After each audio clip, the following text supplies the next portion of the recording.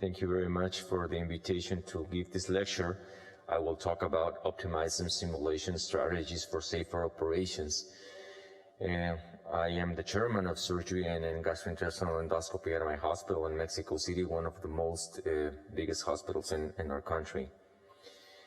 I have nothing to disclose, and it's very important to conceptualize that the way that we perform surgery, the way that we teach, the way that we learn have evolved in the past 2 centuries. Simulation provides us a unique opportunity to practice psychomotor skills and procedures. The simulation in surgical training, it's been described since the 3rd century before Christ by the Dr. Sushruta, a Hindu surgeon. We no longer can be comfortable with, as once William Hostel said, see one, do one, teach one. No one will be comfortable to perform surgical procedures this way or teach us the surgical procedure this way.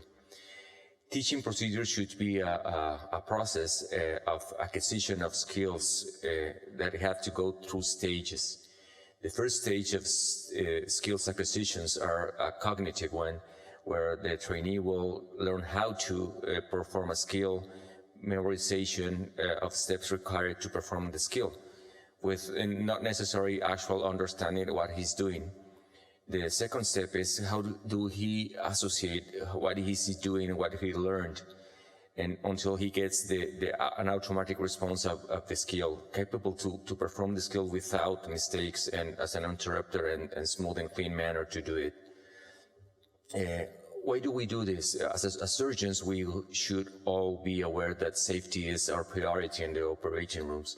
So if we can keep our minds on how to do things the right way to do it, and what are the skills that we have to do, that we have to in order to perform a smooth and clean, safe surgical technique, that will be our main goal.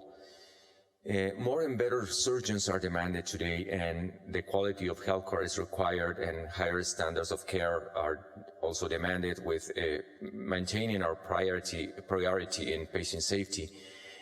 We are all aware that hand and eye coordination has a long learning curve, and the long-term learning at the operating room, it's bigger and bigger every day with more complex surgeries.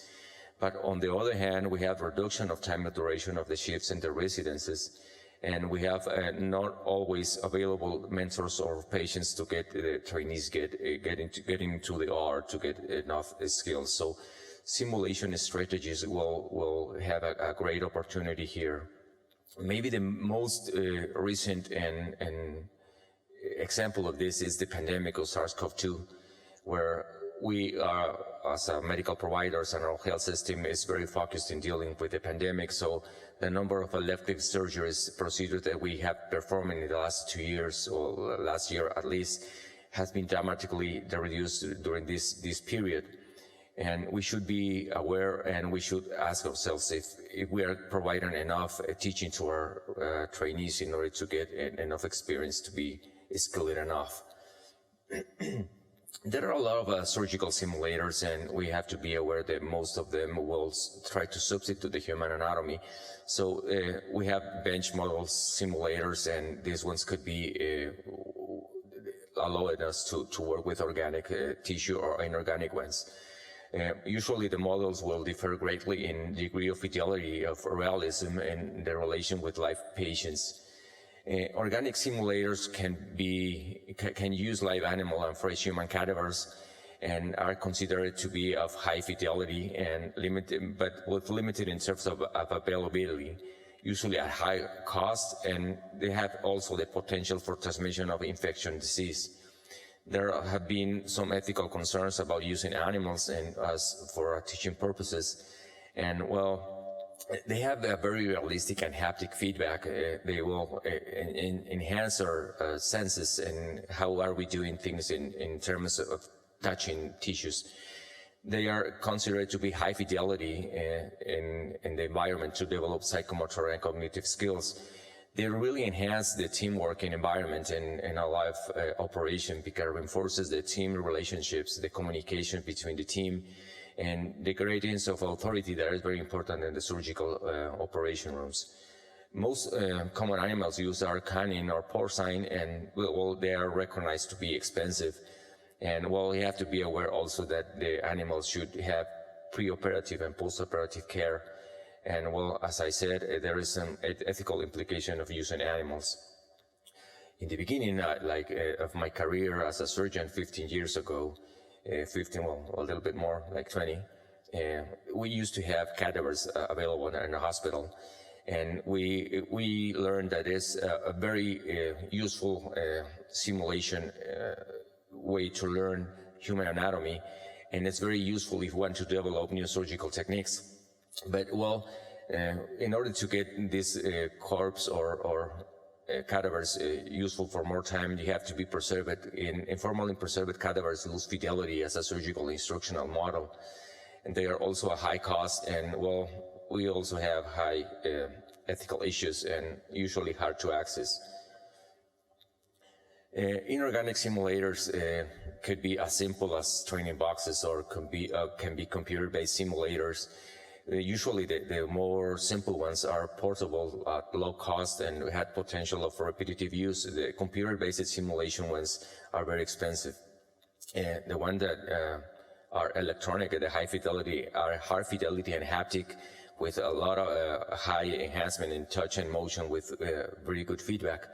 Usually are developed by to get trained in laparoscopy and endoscopy. Usually very attractive in the way that they work, but very limited in our countries due to the high cost that they have. The synthetic ones that are very cheap to use are the ones made from plastic, rubber, or latex, and they're useful for teaching and learning basic surgical skills and techniques. The greatest benefits of these ones is that they're very, very useful, and they can really help develop hand-eye coordination and motor skills, and to get skills in specific tasks as cutting, as suturing, as grasping, or clipping. In a systematic review published by Assam in 2012, he concluded that the trainees who got onto simulators will enhance very dramatically the surgical skills and the tissue management, and they will have, in real cases, a lower surgical performance time and a lower surgical mistakes and also surgical complications. In 1998, there was published by the Rossi, the McGill University, the McGill Inanimate System for Training and Evaluation Laparoscopic Skills, based in 7 basic skills that the laparoscopic surgeon as a basic trainee should have in order to perform laparoscopic surgery. This similar surgical teaching tool was introduced by SAGES and the American College of Surgeons, telling which will be the process to get teaching basic laparoscopic procedures. Basically talking about how to be the theory in models, and how to get the theory in models had to have the hands-on and evaluation and feedback. And it was proposed that it has to be required to achieve a board certification in the United States. In 2007, Dr. Scott took 21 trainees from 2 hospitals in a 2-month training period, where he had an average of training of 9.7 hours and 119 skills repetitions. Well, he took his 21 trainees, none of them passed the initial evaluation test, and 100% of them at the end had passed this final evaluation test. And the most important part of this paper maybe is that the trainees will feel more confident doing laparoscopic surgery if they got trained, and how comfortable were they feeling when they have developed these skills. In our hospital, we have one of these programs to get our trainees trained. It's called Laparoscopic Basic Skills Training Program. It's basically a simplified MSTIL from a McGill Inanimate System that I probably tell you. It's a 5 skills that we should evaluate in all our trainees in order to be able to allow them to get into the OR to take place in a real patient. There are a lot of papers that have been published with telling us what would be the advantages about being trained in this kind of trainers and or simulation models. And well, as we can highlight here, those training models are truly immersive experiences that will help understand spatial relationship and concept conditions. It will increase self-reported confidence and comfort with technical skills and knowledge. There is also an augmented reality simulation system that will combine physical simulation and virtual reality, but it's a real high cost one and will, until today, have no improved cost benefit when virtual reality training models are compared with apprenticeship. Well, there is no evidence of improved safety in patients' safety, but we can assure that in all papers that have been published, there is a reduced operation time, and there is enhanced instrument and tissue handle techniques. They will help reduce skill performing errors, and well, in most of the papers, they conclude that it should be considered as a supplement to surgical training, not be considered as a substitute.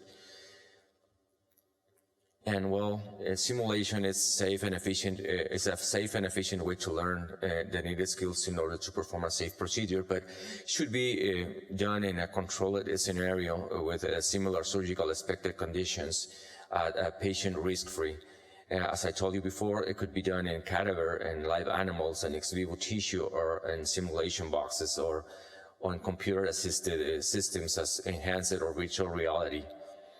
As possible as we can get, we should be able to do these training simulation boxes as cheap as possible. It will be ideally to get it done portable, and they should offer unlimited access. What we expect to gain with this kind of simulators is the trainee should improve psychomotor ability and get familiar with the 2D and 3D images, and should enhance coordination with the visual enhance, and also in the tissue sensibility and management, and usually getting used to surgical instruments, the usual ones and the new ones, and he has to get used to how to work in confined spaces as the common abdominal cavity represents. Thank you very much for your attention.